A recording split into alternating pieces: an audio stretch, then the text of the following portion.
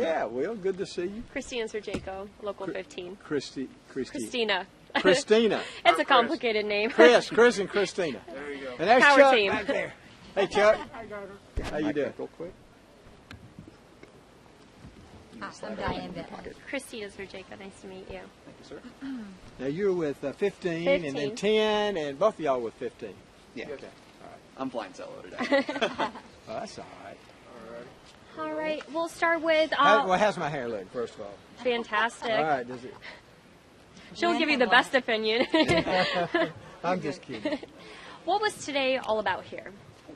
Well, this is Manufacture Alabama. It's a great organization. This is an organization of manufacturing companies. They really hire a lot of workers in this state. In fact, Alabama is one of 4 states where manufacturing has led the way as far as job creation since 1990. In fact, so it's a good organization. I have actually spoken to them every year since I've run for governor. Perfect. You touched upon we are problem solvers. You talked a lot about that. What does that mean? Well, you know, as a doctor, that's what I did all my life, is solve problems. And we see problems and we try to come up with a solution, diagnosis first, and then a solution.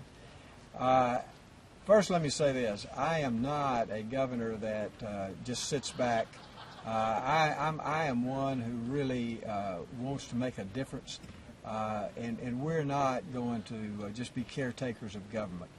We're going to try to look at the issues and the problems that are in the state and try to come up with a solution for the people, because we're working for the people of this great state. One of the things you mentioned is the need for really strong, educated workforce. Can you talk about some of the initiatives you'll be doing to really bolster the educated part of the workforce? Education is the key. Education is the key to making sure we have a skilled workforce in this state.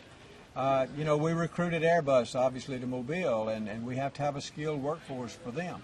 Alabama already led the way as far as workforce training through AIDT and our 2-year college systems, but now we're making it even better with our College and Career Readiness Task Force, our state workforce council that we put in place, and we will be listening to business and industries, and we will let business and industries tell education what the needs are for their business and industries. And so that's what we're doing right now. We've got a great council put together, and it's going to make a difference. And we're going to make sure that we have enough skilled workers in this state. You touched upon domestic abuse and at the end of your speech. Hot topic right now. What are your input? Well, families have some difficult problems, and it's a tragedy. I just heard about the little 9-year-old that was killed, and things like that just break your heart when you hear things like this. But there's a lot of domestic violence that goes on in families, and we've been seeing this in the news right now.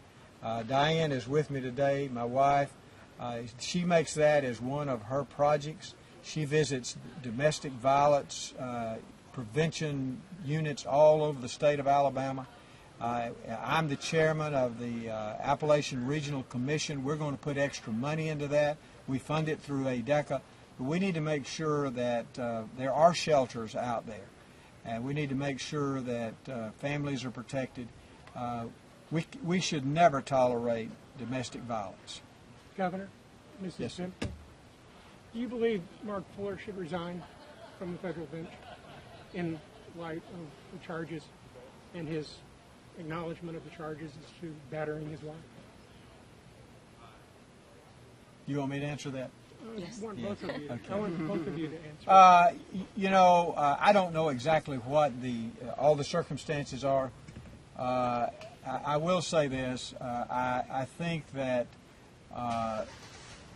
what I know thus far, I would say yes.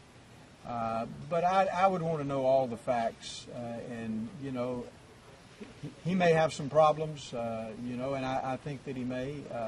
I don't know. I don't know what all the facts are. But let me say this. I think if you're in a leadership role, you have to set an example. He is a leader. He is a federal judge, and he has to set an example. And when you don't set that example, you probably should not serve in those positions. Mrs. Bentley? I agree.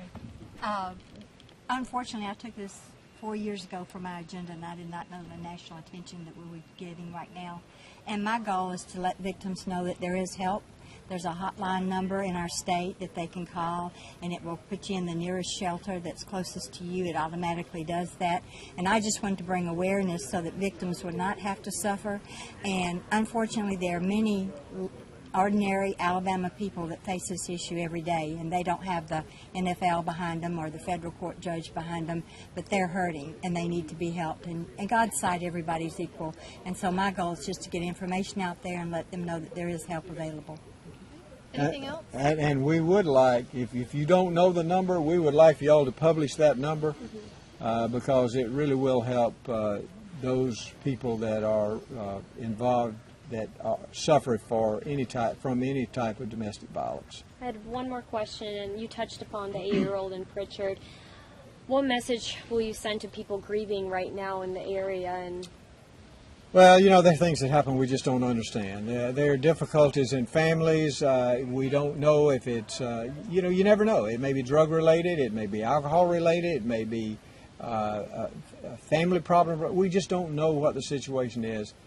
Only thing that we can say is we need to do everything that we can to make families more sound, to help families survive and to thrive, to really just reach out right now to those that are suffering and to the families that are going through this difficult problem.